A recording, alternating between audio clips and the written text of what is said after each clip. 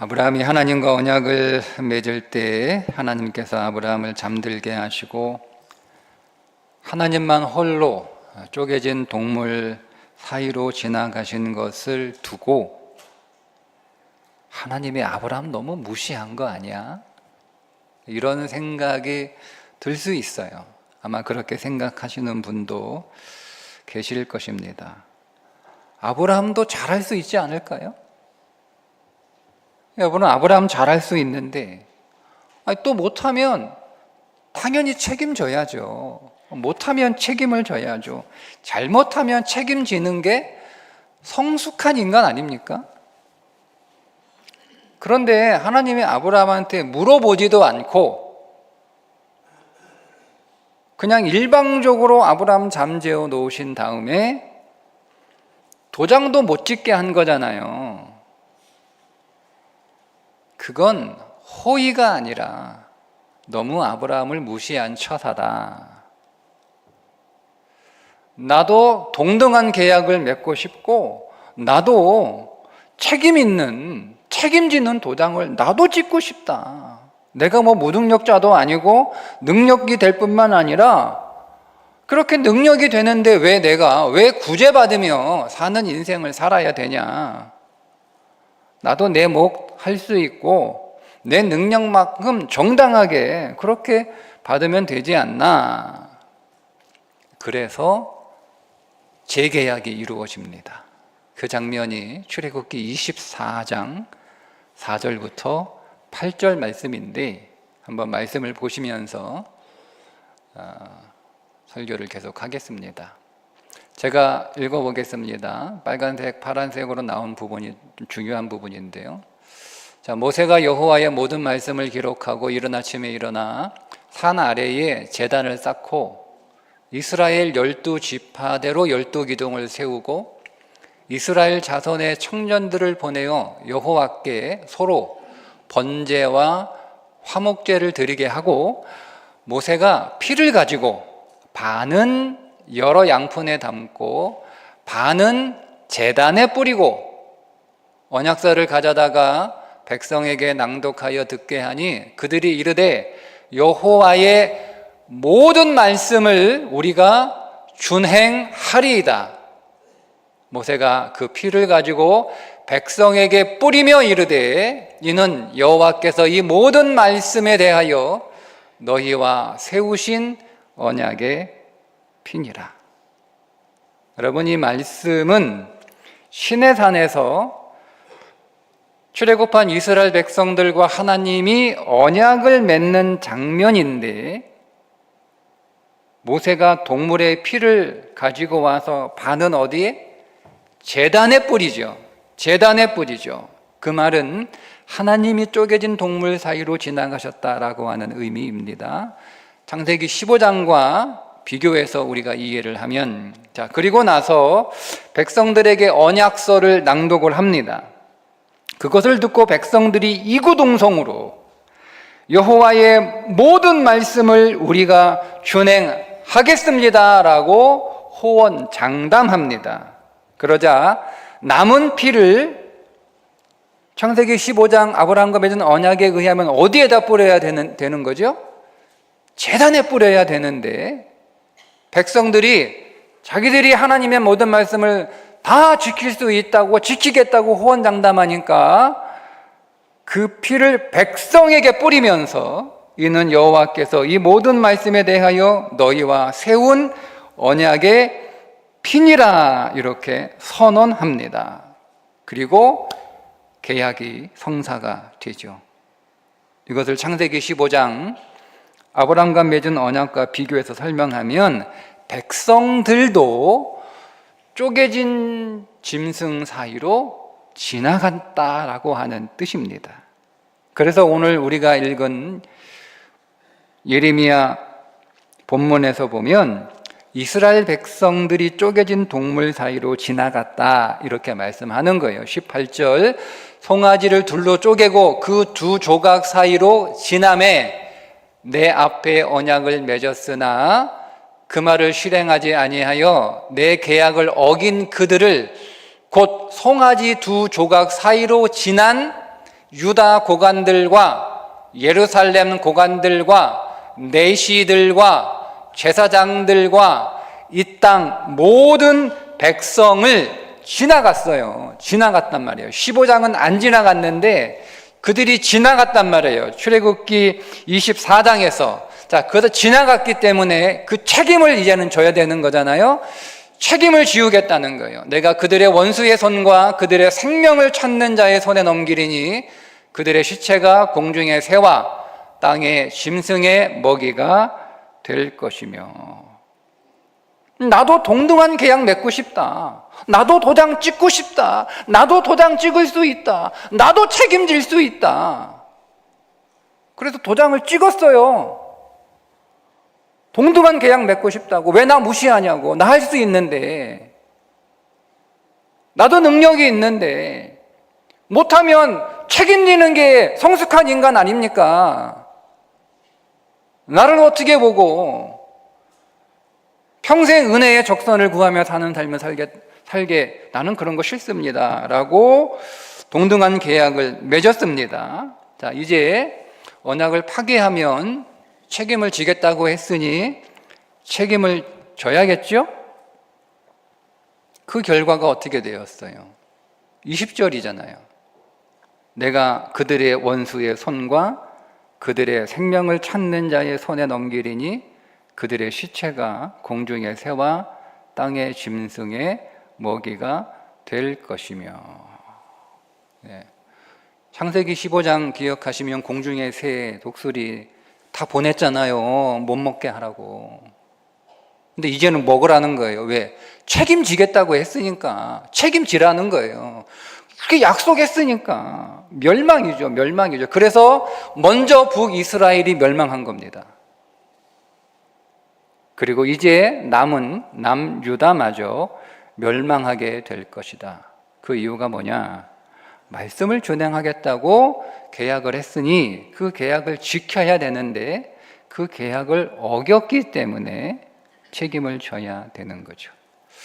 시내산 이후로 백성들이 하나님과 맺은 계약을 지키지 않았다는 것은 우리가 너무나도 잘 알고 있는 성경의 명백한 진실이잖아요. 그건 부인할 수 없는 사실인데도 불구하고 대부분 기억상실증에 걸리잖아요. 대부분 모든 죄인들은 다 기억상실증에 걸려서 나 그런 적 없다 딱 잡아뗍니다. 그래서 오늘 우리가 읽지는 않았지만 예레미야 34장 그 앞부분에 보면 어떤 내용이 기록되어 있냐면 소위 말하는 노비 해방 미수 사건이 기록되어 있습니다. 지금 상황이 어떤 상황이냐면 바벨론이 포위를 하고 있는, 바벨론에 포위된 상태예요. 그러니까 이 남유다의 마지막 왕이었던 시드기야 왕이 원래 그런 사람이 아닌데 갑자기 기특한 생각을 하나 합니다. 그게 뭐냐면 동족 노비를 다 풀어주라는 거예요. 원래 율법에 의하면 동족은 노비로 삼을 수 없어요. 그런데 부득이하게 노비가 될 수밖에 없는 인생의 상황들이 있을 것 아닙니까? 그래서 내가 살기 위해서는 내가 동족이지만 동족 집에 가서 노비로 일을 해야 되는, 내가 생존을 위해서 그럴 상황들을 고려해서 그것을 하나님이 양해를 하시지만, 그러나 평생 영원히 노비가 되는 게 아니고 면제년을 딱 정해놨어요. 면제년. 그 면제년이 되면 이유를 막론하고 모든 동족 노비들은 다 해방시켜줘야 됩니다. 다 풀어줘야 됩니다. 그런데 했겠어요? 안 했어요. 안 했단 말이에요. 그래서 시드기야가 귀족들을 다 불러가지고 말씀에 동족 노비를 삼지 말라고 했으니 이 말씀대로 당신들 집에 있는 모든 동족 노비들 다 풀어줘라. 다 풀어줘라. 그러니까 귀족들이 순순히 네 그러겠다라고 하고 가서 다 풀어줍니다. 다 풀어줍니다. 그런데 얼마 지나서 마음이 바뀌어요. 그래서 풀어졌던 노비들을 다시 다 잡아들이는 사건. 그래서 일컬어 노비 해방 미수 사건이 벌어지게 됩니다. 여러분, 이건 단순한 사건이 아니고요. 이게 어떤 의미를 담고 있는지를 제가 한번 설명을 해드릴 테니까 한번 들어보세요. 우리가 성탄절 크리스마스가 되면 단골로 소환되는 사람이 한 명 있죠? 누굽니까? 구두쇠 스크루지 영감. 잘 아시죠? 사람들을 죽도록 부려먹게만 하고 돈은 코딱지만큼 주는 악당 중에 악당입니다. 이 사람이 말을 얼마나 불쾌하게 말을 하는지요. 말할 때마다 듣는 사람이 너무너무 불쾌해. 그래서 이 사람한테 먼저 말을 거는 사람이 한 사람도 없어요. 자, 이 구두쇠 영감이 성탄절을 앞두고 큰맘 먹고 병원 가서 종합 건강 검진을 했는데 의사로부터 시한부 선고를 받은 거예요. 여기부터는 제가 예를 들어 드리는 거예요. 한번 그렇게 상상을 해보자고요. 시한부 선고를 받았어요. 남은 시간은 한 달밖에 없습니다. 당신에게 남은 시간이 한 달밖에 없어요. 손을 쓸 수가 없어요. 여러분이 스크루지 영감이시라면 여러분은 그 한 달을 어떻게 사시겠습니까? 조카가 삼촌에게 삼촌 메리 크리스마스! 삼촌 크리스마스예요. 즐거운 성탄절 되세요. 라고 인사를 하니까 뭐? 메리 크리스마스? 메리 크리스마스라고 떠들고 다니는 멍청이들은 내가 모조리 심장에 말뚝을 박아서 묻어버리고 싶은 심정이다 이놈아. 얼마 후에 열만년씩 가난한 사람들, 소외된 사람들을 좀 도와달라고 후원을 부탁하는 사람들이 방문을 했어요. 가뜩이나 인구가 많아 죽겠는데 잉여 인구들 줄어들겠으니 좋구만 하고 내쫓아버립니다. 내일이 성탄절이니까 직원이 내일은 일을 하지 않을 거 아니에요. 그런 직원에게 퇴근하기 전에 내일 일 안 할 테니까 모레 아침엔 평소보다 일찍 나와 이렇게 합니다.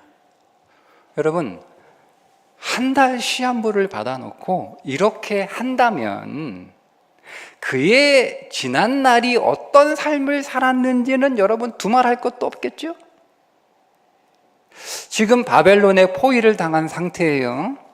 이제 곧 나라가 망합니다. 이제 자신들도 포로로 잡혀갈 위기에 놓여 있습니다. 자, 그런데 노비를 풀어줬다가 노비를 왜 풀어줬겠어요? 말씀대로 노비를 풀어주면 금방 바벨론이 물러갈 줄 알았던 거예요. 내가 노비를 풀어주면 하나님도 이 바벨론의 포로도 풀어줄 거다. 그렇게 생각하고 풀어줬겠죠. 그런데 그렇게 노비를 풀어줬는데 아무런 일도 일어나지 않는 거예요. 여전히 바벨론의 포위는 점점 압박을 가해오고, 그러니까 다시 노비 잡아 들어온 거잖아요. 그러니까 이들의 말씀에 대한 태도가 이랬어요. 말씀에 대한 태도가 자기들이 유리할 때만 말씀을 찾아요. 아니, 말씀을 이용하는 거죠. 자기들에게 유리하게만 말씀을 이용하는. 시한부와 다름없는 그런 상황에서 이들이 이런 모습을 보였다면 지난 세월 동안 이들이 말씀을 어떻게 대했는지는 여러분 너무 뻔한 거 아닙니까? 아니, 어떻게 노비 풀어줬다가 다시 도로 데려왔다고 나라를 망하게 합니까? 라고 하는 게 아니란 말이에요. 그거 한번 잘못했다고 하나님이 너무한 거 아니에요? 라고 말씀하는 게 아니라는 겁니다. 하나님이 참을 만큼 참았어요. 기다릴 만큼 기다리신 거예요. 그래서 이제는 책임지겠다고 했으니 책임지라는 거예요. 그것이 남유다의 멸망입니다. 자, 여러분 어떻습니까? 하나님께서 아브라함 재우고 물어보지도 않고 하나님 혼자 도장 찍고 하나님 혼자 책임지겠다고 하신 거, 이게 아브라함 무시한 겁니까? 아니면 아브라함을 배려한 겁니까? 이제 여러분 선택하시면 됩니다. 여러분 도장 찍으시겠습니까? 그런 분은 찍으시면 됩니다. 하나님, 나도 도장 찍겠어요. 나도 능력 돼요. 나 책임지겠습니다. 하시는 분은 도장 찍으시면 됩니다. 아니면 하나님, 저는 은혜로 살겠습니다. 여러분, 이걸 다른 말로 하면 판단하시며 사시겠습니까? 아니면 선택하시며 사시겠습니까? 판단하는 삶과 선택하는 삶이 어떤 건지 제가 솔로몬을 예로 들어 설명을 드리고 설교를 마치겠습니다. 두 여인이 한 아기를 데리고 와서는 서로 자기의 아기라고, 자기의 아이라고 그렇게 주장하는 두 여인이 솔로몬을 찾아왔죠. 자, 솔로몬이 판단했습니까? 솔로몬이 누가 친모인지 솔로몬이 판단했나요? 솔로몬이 판단하지 않고 선택했습니다. 아이를 반으로 나누라고 하잖아요. 그러면 둘 다 자기 아이라고 하니까 지금처럼 과학이 발달해가지고 친자 확인할 수 없으니 요즘은 그냥 친자 확인하면 금방 나오잖아요. 못하니까. 그러면 서로 자기 아이라고 주장하니까 내가 난 거 본 것도 아니고 반으로 잘라! 반반 가져가! 공평하게. 그러니까 그 두 여인이 나뉘죠? 한 사람은 그럽시다! 공평하게 반으로 나눠요! 이렇게 하는 사람이 있었고, 나는 포기하겠습니다. 나는 포기하겠습니다. 누가 친모입니까? 솔로몬이 누구한테 그 아기를 줬어요? 포기하겠다라고 말한 여인에게 그 아기를 줬잖아요. 여러분, 그 여인이 친모입니까? 생물학적 친모 맞습니까? 맞아요? 성경에 그 얘기 안 나와요. 성경에 그 여자가 생물학적 친모라고 말하지 않습니다. 생물학적 친모가 누구이든 아이를 살리겠다고 하는 이 여인이 그 아이를 가장 잘 키우겠죠. 반으로 쪼개자라고, 나는 반으로 나눠서라도 나는 시시비비를 가리겠다. 나는 공정한 게 좋아. 나는 공정한 게 그건 나한테는 그게 중요하다. 나는 옳고 그름이 중요하다. 반으로 나눠서 내놔라 라고 하는 그 여자가 생물학적 친모라 할지라도 그런 여자가 여러분 그 아이를 잘 키울 수 있겠어요? 아이를 누구한테 줘야 돼요? 생물학적 친모한테 그 아이를 주는 게 여러분 그게 의입니까? 아니면 그 아이를 정말 소중히 여겨서 그 아이를 잘 키울 수 있는 사람에게 주는 게 그게 의입니까? 무엇이 의입니까? 무엇이 옳습니까? 무엇이 지혜입니까? 솔로몬은 판단하지 않았어요. 솔로몬은 선택했어요. 이 아이를 누가 가장 잘 키울 것인가? 생물학적 엄마가 누구인지는 중요하지 않아요. 누가 이 아이를 정말 정성스럽게 자기 생명을 다해서 누가 키울 것인가? 그 아이를 가장 잘 키울 수 있는 사람을 선택한 거예요. 판단한 게 아니고. 이게 오직 믿음으로 사는 삶입니다. 믿음으로 사는 삶은 율법의 판단이 아니라 생명의 선택으로 사는 삶입니다. 여러분, 우리가 하나님의 판단에 의해서 생명을 얻은 게 아니고 하나님의 선택에 의해서 생명을 얻었기 때문에 그렇습니다. 하지만 혹 여러분 가운데 누군가 하나님과 동등한 계약을 맺고 싶다면 그분은 하나님의 판단을 받아야 합니다. 그리고 그 판단의 결과는 그가 누구이든 예외 없이 멸망입니다. 그래서 저는 은혜의 선택을 선택하기로 했습니다. 부족하죠. 여전히 부족합니다. 실수, 허물, 투성이 많습니다. 그러나 나의 모든 실패를 온전히 책임져 주시는 하나님의 신실하신 약속 안에서, 그 약속 안에서, 그 약속을 믿고 조금씩 나아지겠죠. 조금씩 고쳐지면서 내가 더 성장하고 더 성숙해지겠죠. 그 소망의 길을 우리에게 열어주신 거예요. 그 소망의 길을, 그 하나님을 찬양합니다. 여러분도 이 믿음 안에서 이 은혜의 선택의 길을 끝까지 완주하시기를 주님의 이름으로 축복합니다. 기도하겠습니다.